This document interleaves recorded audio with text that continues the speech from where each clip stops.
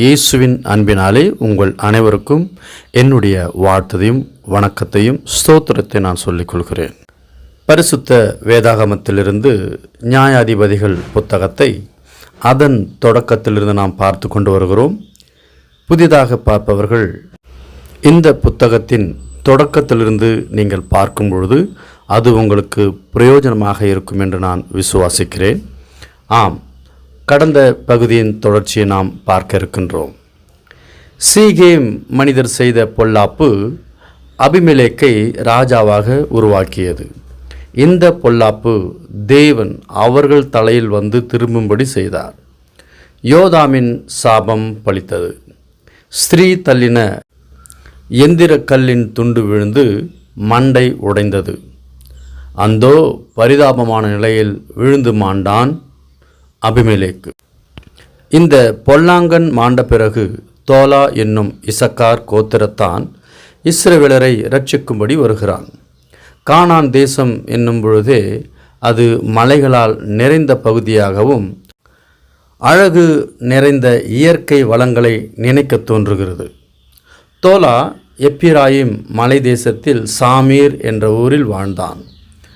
அவன் இஸ்ரவேலை 23 ஆண்டுகள் நியாயம் விசாரித்தான். பின்பு மரித்தான். அவன் வாழ்ந்த ஊரிலே அவன் அடக்கமும் பண்ணப்பட்டான். இவனுக்கு பின்பு கீலேயாத்தியனான யாவீர் எழும்பி இஸ்ரவேலரை 22 வருடங்களாக நியாயம் விசாரிக்கிறான். இவனுக்கு 30 குமாரர்கள் இருந்தார்கள். அந்த 30 குமாரர்களும் 30 கழுதைகள் மேல் ஏறி பயணம் செய்யும் அளவிற்கு அவன் ஆசீர்வாதத்தை பெற்றிருந்தான். மட்டுமல்லாமல் அவர்களுக்கு 30 ஊர் அவர்களுடைய வசத்தில் அல்லது அவர்களுடைய கட்டுப்பாட்டில் இருந்தது என்றால் யாவீர் கிராமங்கள் என்று சொல்லும் அளவிற்கு யாவீரின் பெயர் பிரசித்தி பெற்றிருந்தது. யாவீர் மரித்தான். காமோனில் அவனை அடக்கம் பண்ணப்பட்டது. தோலா மற்றும் யாவீர் இருவரும் சேர்ந்து 45 ஆண்டுகள் இஸ்ரவேல் ஜனத்தாரை நியாயம் விசாரிக்கிறார்கள். இவர்களின் காலத்தில் சண்டை, சச்சரவு, போராட்டம், அழுகை, அலைக்கழிப்பு என்று மன உளைச்சல்கள் அல்லாத அவரது வாழ்க்கையே இஸ்ரவேலர்கள் வாழ்ந்திருக்கிறார்கள். கடந்த அதிகாரங்களோடு இந்த அதிகாரத்தை இவர்களுடைய காலத்தில் பார்க்கும் பொழுது இவர்களுடைய காலம் பொற்காலம் என்றே சொல்ல தோன்றுகிறது. யாவீரின் மரணத்திற்கு பின்பு இஸ்ரவேல் ஜனங்கள் மீண்டும் பொல்லாப்பு செய்கிறார்கள்.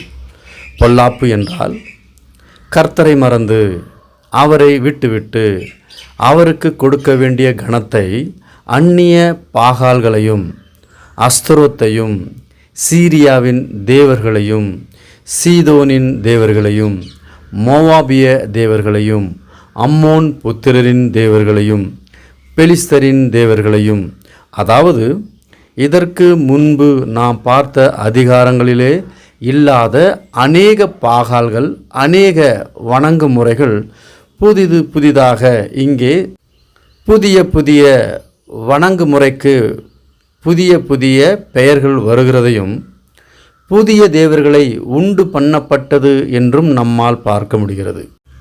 இஸ்ரவேலர்களின் பொல்லாப்பில் இத்தனை தேவர்களின் பெயர்கள் இதற்கு முன்பதான இஸ்ரவேலர்கள் வணங்கப்படவில்லை இங்கு பார்க்க முடிகிறது. ஏனென்றால் நாட்பட ஒவ்வொன்றாய் உருவெடுத்து புதிய பெயர்களை கொண்டு ஜனங்களிடையே ஆக்கிரமிப்பு ஏற்பட்டிருக்கிறது.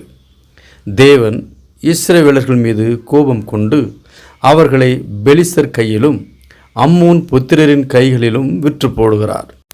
தேவன் இஸ்ரவேலர்களை விற்று போட்ட அந்த ஆண்டிலிருந்தே தொடர்ந்து 18 ஆண்டுகளாய் யோர்தானுக்கு அப்பாலிலே இருக்கின்ற கீலேயாத்திலுள்ள எமோரியரின் தேசத்தில் இருக்கிற இஸ்ரவேல் புத்திரரை நெருக்கி ஒடுக்கினார்கள். அம்மோன் ஜனங்கள் யூதாவின் மேலும் பென்யமீன் மேலும் எப்பிராயிம் குடும்பத்தார் மேலும் யுத்தம் பண்ண யோர்தானை கடந்து வந்தார்கள். இஸ்ரவேலர்கள் மிகவும் நெருக்கப்பட்டார்கள். இஸ்ரவேல் ஜனங்கள் மீண்டும் கர்த்தரை நோக்கி வேண்டுதல் செய்கிறார்கள். உமக்கு விரோதமாக பாவம் செய்தோம் என்றும் உம்மை விட்டு பாகால்களை வணங்கினோம் என்றும் அழுகிறார்கள். கர்த்தர் தங்கள் ஜனங்களை நோக்கி, உங்களை ஒடுக்கும் சமயங்களில் நீங்கள் என்னை நோக்கி விண்ணப்பம் பண்ணும் பொழுது நான் உங்களை உங்கள் பகைவரின் கையிலிருந்து விலக்கி ரட்சிக்கவில்லையா? அப்படியிருந்தும் நீங்கள் என்னை விட்டு அந்நிய தேவர்களை சேவித்தீர்கள். ஆகையால் இனி உங்களை ரட்சிக்க மாட்டேன். நீங்கள் போய் உங்களுக்காக தெரிந்து கொண்ட தேவர்களிடமே போய் உங்களுக்காக தெரிந்து கொண்ட தேவர்களை நோக்கி முறையிடுங்கள். அவைகள் உங்கள் ஆபத்தின் காலத்தில் உங்களை ரட்சிக்கட்டும் என்றார்.